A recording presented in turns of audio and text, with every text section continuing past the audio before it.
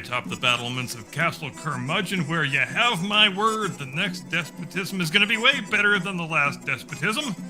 Good evening, Mr. and Mrs. America, and all ships at sea. Welcome to the Blast Radio. So glad you could join us tonight, and if you have been paying attention to the goings-on in the world of the past 48 hours or so, you may have noticed that the Iranian regime seems to be possibly on the verge of being popularly overthrown, and who knows, it could be a false alarm. We have heard this song on the radio before, after all. In fact, it seems to play at least twice per decade.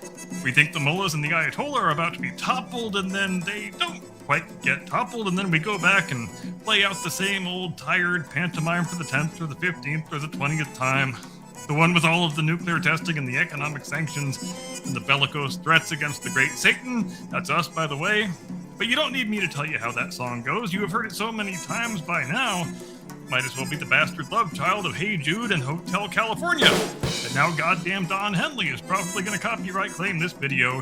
It wouldn't be the first time. That's not important now. The important thing is that I had a rough night and I hate the fucking Eagles, man.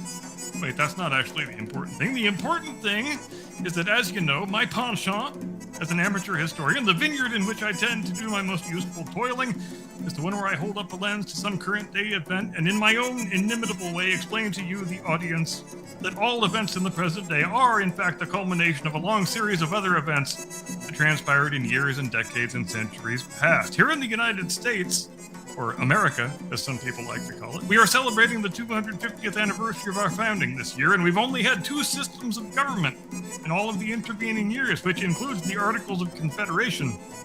Those didn't even survive 10 years because they kind of sucked. But in some parts of the world, and here we swing back around to Iran or Persia, take your pick, most forms of governance never survive a single century, and when one despotism passes away, it is invariably supplanted by a different despotism, which is often worse than the last one. So tonight, ladies and gentlemen, with your kind permission and indulgence, I'd like to frame the current Iranian unrest within the long-term context of the Iran/Persia over the course of the past half a millennium or so, which is to say, climb into the time-traveling DeLorean of your mind and let's go on a guided tour from Safavid Iran to Afsharid Iran to Zand Iran to Qajar Iran to the Constitutional Revolution of 1905 to Pahlavi Iran to the Anglo-Soviet invasion of 1941 to the Islamic Revolution of 1979 and the associated blunders of a certain Georgia peanut farmer who shall, for the moment, remain nameless. Safavid Iran is where we begin, 1501 to 1736. How a state religion invents itself and then becomes its own prisoner. Safavid Iran begins not as a state, but as a cult with an army. 1501, a teenage warlord named Ismail Safavi rides into Tabriz, crowns himself Shah, and announces, with all the subtlety of a hammer striking a skull, that Persia is now officially 12 Shia Islam. Full stop. No appeals, no opt-outs, no refunds. This is not because the population asked for it. They didn't. Persia had been comfortably Sunni for centuries, but Ismail needs something stronger than lineage or bureaucracy to glue together a fractious post-Timurid landscape, and religion fits the bill nicely, especially when it is paired with forced conversions and mass executions. Thus, Shi'ism becomes not just a faith, but a state identity enforced at sword point. And to be fair, it works. For a while, the Safavids succeed in reuniting Iran as a coherent political entity for the first time since antiquity. They centralize authority, they foster Persian art, architecture, and administration, they turn Iran into a recognizable, durable thing again. But here's the catch. Once you fuse religious legitimacy to political authority, you've welded your throne to a theological rail. Every future failure is no longer just bad governance, it is heresy. Every rival isn't merely a pretender, he is an enemy of God. Worse still, the Safavids import Shia clerics from abroad because Iran doesn't have enough of those yet. These clerics slowly build an independent power base, they accumulate land, influence, and moral authority, they become a parallel state inside the state. The Shah may rule by divine favor, but the clergy increasingly claim they are the interpreters of that favor. By the late Safavid period, the dynasty has calcified, court intrigue replaces competence, the military rots, the clerical class grows assertive, and when Afghan tribesmen sack Isfahan in 1722, the empire collapses not with a bang, but with kind of an embarrassed wheeze. The lesson Safavid Iran teaches, and one Iran will never quite unlearn, is this. If you build legitimacy on sacred ground, you will eventually lose the right to move. The state survives, the dynasty does not, and the religious machinery they created is left humming unsupervised. Afsharid Iran, 1736 to 1747, when sheer violence is mistaken for stability. Enter Nader Shah, history's answer to the question, what if brute force were a form of governance? Nader doesn't inherit Iran so much as reassemble it at gunpoint. Rising from obscurity as a military fixer during the Safavid collapse, he defeats the Afghan invaders, restores nominal Safavid rule, and then promptly removes the Safavids altogether and crowns himself Shah in 1736. It's not a revolution, it's more of a hostile takeover. And militarily, Nader Shah is terrifyingly competent. He smashes the Ottomans, he humbles the Russians, he invades India, sacks Delhi, and carries off enough treasure, including the Peacock Throne, to briefly eliminate taxation in Iran altogether. For a moment, Persia looks unstoppable. History squints and wonders if this man might actually be another Timur. But here's the problem. Nader Shah has no theory of rule beyond conquest. He doesn't build institutions, he doesn't cultivate loyalty, he governs through fear, extraction, and perpetual campaigning. The army exists to feed itself. The state exists to feed the army. The population exists to be squeezed until it screams. As he ages, Nader becomes paranoid, cruel, and increasingly unhinged, blinding his own son, executing rivals, and terrorizing the countryside into submission. Iran becomes a machine optimized for war and nothing else. And machines like that do not survive the death of the man holding the throttle. In 1747, Nader Shah is assassinated by his own officers. The empire disintegrates almost instantly. Provinces secede, warlords emerge, Iran fractures into regional fiefdoms like a dropped plate. The Afsharid lesson is brutally simple. Military genius can conquer a country, but it cannot hold one together. Nader proves that violence is an excellent accelerant and a catastrophic adhesive. When he goes, nothing remains to replace him. No legitimacy, no system, just exhaustion and ruins. And into that vacuum will step the next regime, smaller, kindler, and utterly temporary. History, as ever, is not done yet. Zand Iran, 1751 to 1794, the humane interlude that history immediately corrected. After the Afsharid implosion, Iran doesn't so much transition as lie face down for a generation, while regional strongmen squabble over the leftovers. Out of this rubble emerges Karim Khan Zand, a man who, in the long parade of Persian rulers, stands out precisely because he doesn't behave like a monster. Karim Khan never even calls himself the Shah. He styles himself Vakil al-Ra'aya, advocate of the people, which in Iranian history is roughly equivalent to admitting you're a vegetarian at a barbecue competition. He governs from Shiraz, lowers taxes, curbs corruption, patronizes trade, and largely leaves the population alone to recover from decades of war. And astonishingly, it works. Iran stabilizes, commerce revives, cultural life returns, the state becomes almost tolerable. There is no grand ideological project, no religious crusade, no imperial overreach, just competent, restrained rule.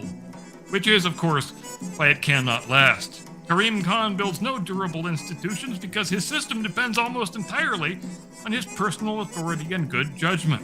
When he dies in 1779, the Zand state unravels in similar fashion. Succession disputes, palace intrigues, internecine bloodletting. The very restraint that made his rule humane also made it fragile. The lesson is painful but consistent. A gentle ruler without structures is just a pause button. Iran doesn't reject Karim Khan's example, it simply outlives it. And once again, the field is left open for someone far less gentle. Qajar Iran, 1794 to 1925, when weakness becomes a system. The Qajars seize power not by brilliance, but by endurance. Aga Muhammad Khan Qajar, brutal, calculating, famously cruel, reunifies Iran by eliminating rivals one by one, culminating in the sack of Tbilisi and the reassertion of Persian authority over the Caucasus. But unlike Nader Shah, the Qajars understand something crucial. Iran is too exhausted to be whipped into greatness again. Instead of conquest, they specialize in survival through stagnation. The Qajar state is weak by design. The Shah rules, but not too forcefully. Tribal leaders retain their autonomy. The clergy expand their influence. The bureaucracy exists, but barely. And into this carefully maintained dysfunction step two great predators of the 19th century, Russia and Britain. Iran loses territory in humiliating chunks, the Caucasus to Russia, economic sovereignty to British concessions, and financial independence to foreign loan sharks. The Shahs mortgage the country piece by piece in exchange for short-term cash and personal comfort, tobacco monopolies, rail rights, customs revenue, all sold off like heirlooms at a yard sale. Yet the Qajars persist for over a century precisely because they are too weak to provoke total collapse. They preside rather than rule. They absorb blame while the clerics grow ever stronger as moral counterweights to foreign humiliation and royal incompetence. This era teaches Iran a deeply corrosive lesson. When the state fails to defend national dignity, religion becomes the last refuge of legitimacy. By the early 20th century, resentment has fermented into something new, not a revolution yet, but a demand for limits, for law, for accountability. The pressure cooker is finally rattling, and in 1905 it blows its lid briefly, gloriously, and tragically. The Constitutional Revolution, 1905 to 1911, when Iran tried law, was punished for it. The Constitutional Revolution of 1905 to 11 is one of those historical episodes that feels almost designed to break your heart. After a century of Qajar weakness, foreign humiliation, and economic pillage, a broad coalition forms that has never quite existed in Iran before. Merchants furious at foreign concession, clerics alarmed by royal corruption, intellectuals inspired by European constitutionalism, and ordinary citizens exhausted by arbitrary rule. What they want is modest, almost quaint by modern standards. A constitution, a parliament, limits on royal power. In other words, rules. In 1906, astonishingly, they get them. Under pressure, Mozaffar ad-Din Shah signs Iran's first constitution and authorizes the Majlis, a representative assembly. Iran briefly becomes a constitutional monarchy. For a moment, it looks like Persia might leapfrog centuries of despotism with ink and resolve. And that, it turns out, is exactly the problem. The Constitution immediately threatens every entrenched interest simultaneously. The Shah, the court, conservative clerics, tribal leaders, and, most dangerously of all, foreign powers who prefer their client states pliable and informal. Law is inconvenient. Law creates records. Law limits bribery. Law is very bad for empires. Mozaffar ad-Din obligingly dies, and his successor, Muhammad Ali Shah, decides constitutionalism has gone far enough, especially far enough to be shelled. In 1908, with Russian backing, he orders the bombardment of the Majlis, yes, artillery, against the parliament. Subtlety was not a growth industry at this time. Deputies are arrested, exiled, or executed. The constitution is suspended. Iran erupts into civil war. Constitutionalists fight back. The Shah is eventually deposed in 1909. The Majlis reconvenes. Hope flickers yet again. And then reality shows up with a clipboard. Russia and Britain, alarmed by instability, intervene. Russian troops occupy northern Iran. British interests quietly align with order. The constitutional state, starved of resources and authority, collapses into paralysis. By 1911, the experiment is effectively dead. The lesson Iran learns is devastatingly clear. You can overthrow a tyrant, you can write a constitution, but without force, unity, and sovereignty, paper loses to guns every time. The constitutional revolution doesn't fail because Iranians reject liberty. It fails because liberty requires institutions strong enough to survive enemies, foreign and domestic. The irony is a cruel one. This failure convinces the next generation that only a strong man can save the nation, and that belief clears the runway for the rise of the Pahlavis, men who will restore Iran's power by burying its freedom. Pahlavi Iran, 1925 to 1979. Order is restored, but freedom is not included. If the constitutional revolution taught Iran that law without force is a suggestion, the Pahlavi era teaches the opposite lesson. Force without consent is a ticking clock. Enter Reza Khan, later Reza Shah Pahlavi, a Cossack brigade officer who looks at the wreckage left by the Qajars and draws a brutally simple conclusion. Iran doesn't need a parliament, it needs a boss. In 1925, he deposes the last Qajar Shah and crowns himself. Thus begins the Pahlavi dynasty, built on a philosophy that can be summarized as modernize now, argue later, preferably never. Reza Shah centralizes power, crushes tribal autonomy, builds roads, railways, schools, and a national army. He weakens the clergy, mandates Western dress, bans the veil, and tries to manufacture a secular Iranian nationalism out of pre-Islamic Persian glory and sheer administrative force. And here's the inconvenient part. It works. Iran becomes more coherent, more sovereign, and more modern in a single generation than it had been in centuries. But it also becomes a police state. Political parties are neutered. The Majlis exists largely for show. Opposition is treated as a form of ingratitude. Reza Shah doesn't rule with the Constitution. He rules around it. And then World War II happens. And history reminds Iran that sovereignty is not a vibe. In 1941, Britain and the Soviet Union invade, depose Reza Shah, and replace him with his son, Mohammad Reza Shah, a gentler figure with the same underlying problem: modernization without legitimacy. The younger Shah vacillates, stumbles, and briefly flirts with constitutionalism during the Mossadegh period until the 1953 CIA MI6 coup teaches him the wrong lesson entirely. Survival comes from power, secrecy, and foreign backing. From there, the Shah accelerates. The White Revolution expands education, women's rights, and land reform, while Savak expands surveillance, torture, and fear. Iran becomes richer, stronger, and angrier.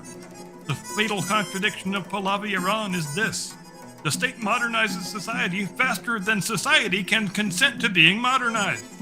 Religion is humiliated, not reconciled. Political participation is promised and then denied. Prosperity is real, but uneven, arrogant, and enforced. By the late 1970s, the Shah commands tanks, jets, and intelligence services, but no longer commands belief. And in Iran, when belief collapses, power does not pass gently. It doesn't pass to liberals. It doesn't pass to constitutionalists. It passes to the only institution the Shah never fully broke: the mosque. And waiting there, patiently sharpening the knives, is the next despotism, one that will define itself entirely by opposition to everything the Pahlavis were. The Islamic Revolution of 1979, when the cure declared war on the patient. The Islamic Revolution does not begin as an Islamist revolution. That is the first and most important thing to understand. It begins as a general revolt. Liberals, Marxists, students, clerics, bazaar merchants, united not by ideology, but by a shared loathing of the Shah's arrogance, repression, and foreign sponsorship. Everyone assumes they'll sort out the details after he is gone. This is a catastrophic miscalculation. Into this chaos stepped Ayatollah Ruhollah Khomeini, a man who has spent years in exile refining a political theology that can be summarized as: never again let secular power humiliate the faithful. His doctrine of Velayat al-Fiqh, rule by the Islamic jurist, is not a compromised position. It is a total claim on the state. When the Shah flees in January 1979, the liberals think they have won. The left thinks it's their moment. The clerics quietly lock the doors. What follows is not a transition, it is a purge. Allies become enemies. Revolutionary courts dispense justice at gunpoint. The Constitution is rewritten into a theological straitjacket. The revolution eats its children and then goes looking for dessert. And here enters James Earl Carter of Plains, Georgia, a fairly decent man walking into a historical buzzsaw.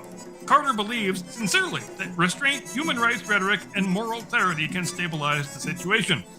Instead, they convince the new regime that America is weak, confused, and ripe for humiliation. Thus, the U.S. Embassy hostage crisis. Not just a tantrum, but a calculated act to radicalize the revolution and eliminate moderates by tying the regime's legitimacy to permanent confrontation with the West. Which brings us to Operation Eagle Claw. In April 1980, the United States attempts a rescue mission so complex it feels like it was designed by a Pentagon committee that had never spoken to another Pentagon committee. Helicopters, C-130s, desert staging areas, refueling under blackout conditions, all of it in hostile territory with zero margin for error. And that margin is exceeded immediately. Mechanical failures, dust storms, navigation problems, and finally, a catastrophic collision on the desert floor that kills 8 American servicemen without a shot being fired. The mission is aborted, the humiliation is televised, the regime survives, and it hardens. The lesson Iran's new rulers learn is devastatingly clear. Boldness works, cruelty works, and America can be bloodied without consequences. From that moment on, the Islamic Republic defines itself not as a government that governs well, but as a government that resists loudly. The Shah ruled by force and fell because he lacked belief. The Ayatollah rules by belief and has never needed permission. And that, ladies and gentlemen, is how one despotism didn't end history. It merely changed costumes. And what will the next Iranian despotism look like? Well, who can say, really? But if history is any sort of guide, it will be, by our enlightened Western standards at least, something decidedly despotic. It won't be any sort of comfy, cozy Westminster-style parliamentary democracy, so let's just disabuse ourselves of that quaint little notion right at the outset, shall we? Otherwise, when we approach these things less pragmatically than is prudent, We have a regrettable tendency to waste massive amounts of blood and treasure on various idiotic fool's errands where political destiny in that part of the world is concerned.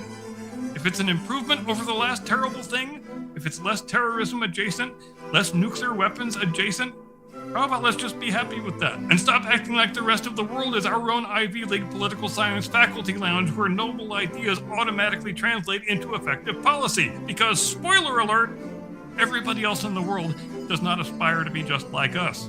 I know that may come as a shock, especially if you're an interventionist uniparty douchebag. But we'll get through this together. And you know what else we will get through together? The rest of this here program, by golly. And with that in mind, I now dutifully convey you into the welcoming arms of my distinguished colleague, your illustrious co-host, the finest large, furry, cryptozoological hominid you are ever likely to meet. The one and only, your friend and mine, Mr. Caucasian Sasquatch.